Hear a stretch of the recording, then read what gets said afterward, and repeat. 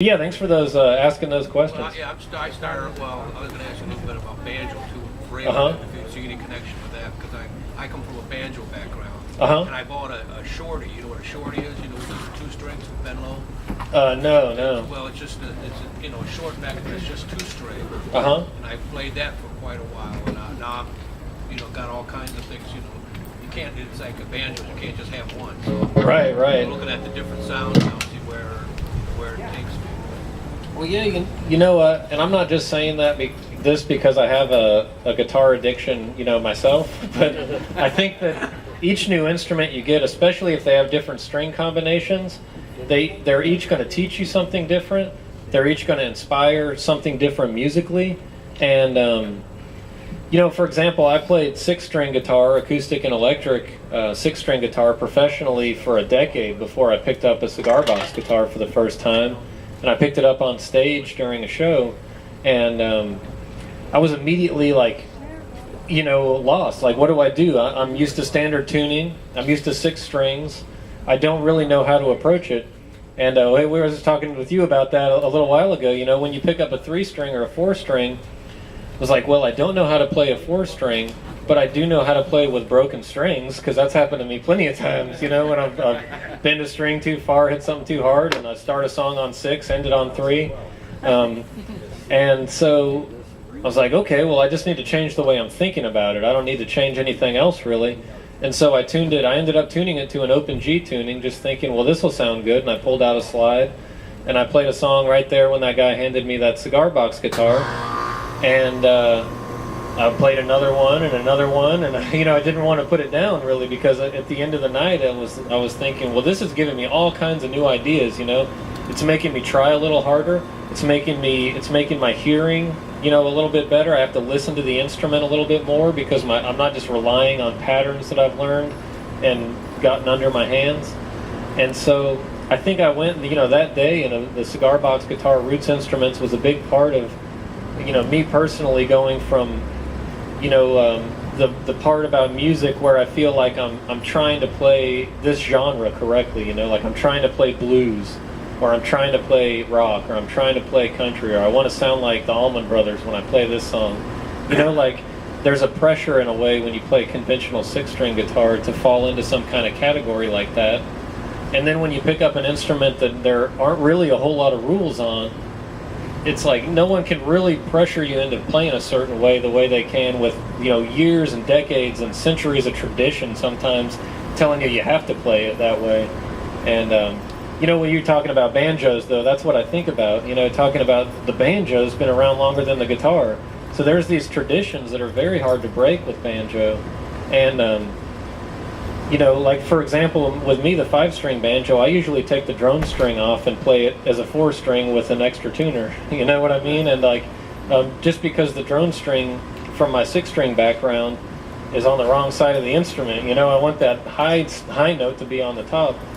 And so when I play with the drone string, sure, it makes me learn new things, but I kept it on there for a long time because I felt that pressure of having to be traditional with the instrument. And once I took it off, it became a whole new instrument for me. It felt like it became my banjo at that point, and I could do whatever I wanted on it at that point. And actually, it would sound more like a banjo when I was being myself without the drone string. So I always, I have a philosophy about that kind of tug of war between traditional learning and individual learning, where I think that you should learn traditional ways to play an instrument, because there's a lot of great people who have found out a lot of valuable techniques and songs and cool licks and things like that will really inform your vocabulary. But once you get something down, try to break the rules a little bit and come up with your own vocabulary. That's really when the magic happens. But if you don't learn those rules to begin with, then a lot of times you just don't have a good framework to build your own style off of. That's good. A more really fundamental, basic question. If I was tomorrow going to try to recreate an instrument and I was a poor guy, I'd still think I'd be trying to create a 6-string guitar. So why are these instruments all mostly 2 to 3-string instruments? That's a good question. So for those of you who couldn't hear, I guess what I'm hearing is you saying like when you're thinking, okay, I want to build let's say it's a roots instrument, a homemade guitar, a stringed instrument. You're feeling more like I'd rather build a 6-string guitar than a 3-string or a 2-string or a 1-string. Is that what you're saying? Yeah, like, I'm saying, I've watched guys. I'm poor, and I guess, and I've watched guys play guitar. So I say I'd like to have one of those, and I can't afford one. But I still think my inclination would be to try to build that instrument, right? Not this instrument. Why did this happen? That's really what I'm asking. The more I thought, because when I first started playing cigar box guitar, especially. I mainly saw 3 and 4 strings. When I started recording and doing a lot of research really into the history of cigar box instruments, and for my Smoke and Mirrors album, which the second disc on that album is all pre-World War II cigar box instruments. Thank you. But I realized that you can't find a 3-string cigar box guitar that's pre-World War II. I haven't found one, out of all of the designs I've seen. And I'm sure there's some out there, but people were building replicas of conventional instruments back then. If you couldn't get a ukulele, like the ukuleles were huge in the 20s and 30s, much more popular than they are today.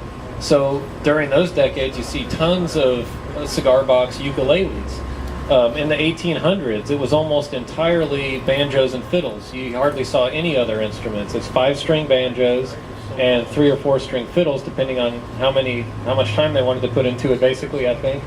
But you wouldn't see the kind of what's become sort of a conventional cigar box guitar design today. And I think a lot of that has happened in the last 10 or 20 years, more than in the history of cigar box guitar building. 6-string guitars, for example, back then, like on Smoke and Mirrors, with some of the pre-World War II instruments I used were 6 strings. And they'd take a conventional 6-string neck from a broken instrument and somehow attach it to a cigar box or another item that could resonate, and they'd make their own guitar. They were really just trying to play conventional instruments, I think, to a large degree.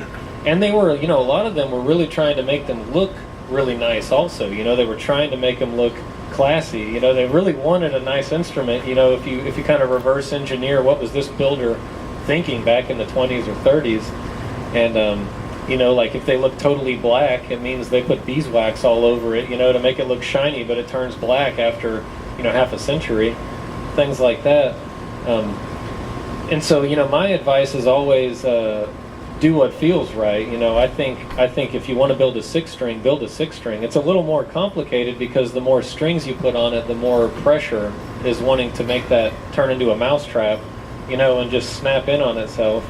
So, 3 strings, like the 3-string guitars, it's easy to go to Home Depot or Lowe's or something, get a 1x2, run it through a box, jack the action up, and you have a really affordable, really fun 3-string instrument that you can play, and it only takes sometimes, 20 minutes or an hour to build it, depending on how much you put into it.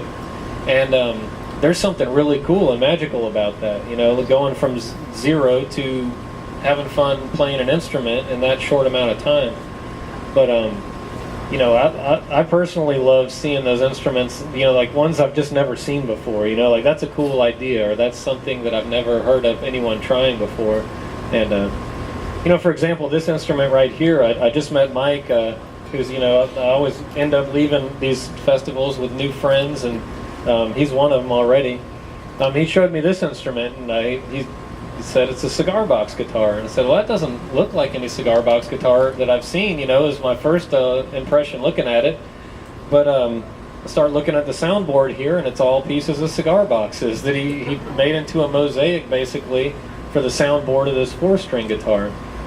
The rest is built off of, a lot of, I think, looks like laminates, reused lumber, things like that in this design. Made with great equipment, great craftsmanship. I identified one of these necks, and he told me too, it's a Delta Groove neck, a company I've worked with a long time who build prefabricated necks for cigar box guitars, but other instruments that this will apply to. And you can pick your headstock, and they're really well made, and you can fret them yourself, or they come fretted. So again, this is what I was thinking when I saw this, but it's like, essentially it's a cigar box guitar, and that's really cool. It's a new design. We started talking, and a lot of times if there's a nice big box you can make into a guitar, that's great, but you get all these crazy sizes. You know, some are really thin, really, you know, narrow. Some are small. Some just won't work for a guitar or any other instrument. And so he started taking them apart and making soundboards out of those, you know, what would be toss-away boxes. And it's the same concept, you know. It has a lot to do with the way it feels when you play it, the way it looks, which I always think the way it looks affects the way you play it as much as what it's made out of sometimes, because it makes you feel different. And I believe this is the top 4 strings, the highest 4 strings from a 6-string pack. Is that right, Mike? I think it is. And Steve Harvey tuned it to something, so I'm just going to figure it out. I like trying new tunings, so I don't know what you tuned it to, but D-A-D-D. D-A-D-D. So it's like a 3-string kind of tuning, yeah, but with a double high string. That's interesting. Right, then we get like the Elmore James type thing on the top. Yeah, that's cool. Do the same thing.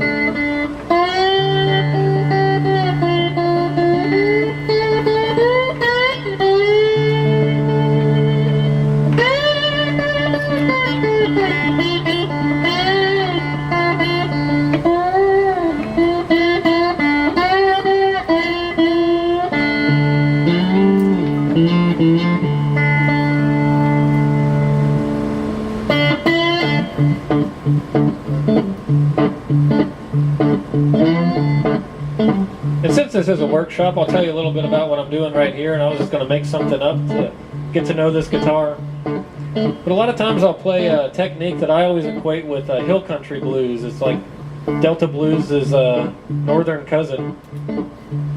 And what they'll do is, you know, you get a bass line on this low string. It's almost like your bass player down here. You just start a rhythm on that low string with your thumb. And then you get a maybe a rhythm going with the rest of your fingers. And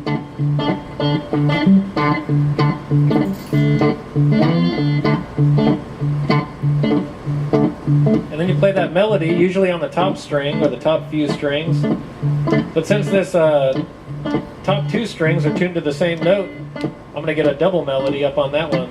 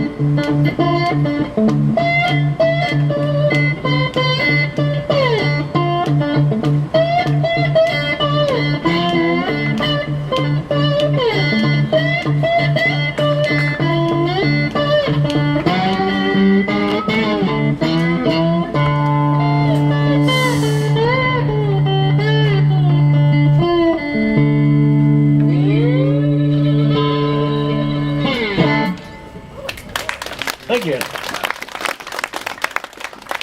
Yeah, that's a great guitar, Mike. I appreciate you bringing that out too. And again, you know, it feels good. The shape is good, and that's one thing. You know, playing cigar box guitars too, especially when you're just starting out, since the shape is often, you know, very small, rectangular or square. It's a little hard to balance, and this guitar actually has a really nice balance too, and is comfortable on the lap like that. Talk a little bit about the fretted cigar box. You know, the 3 and 4 string.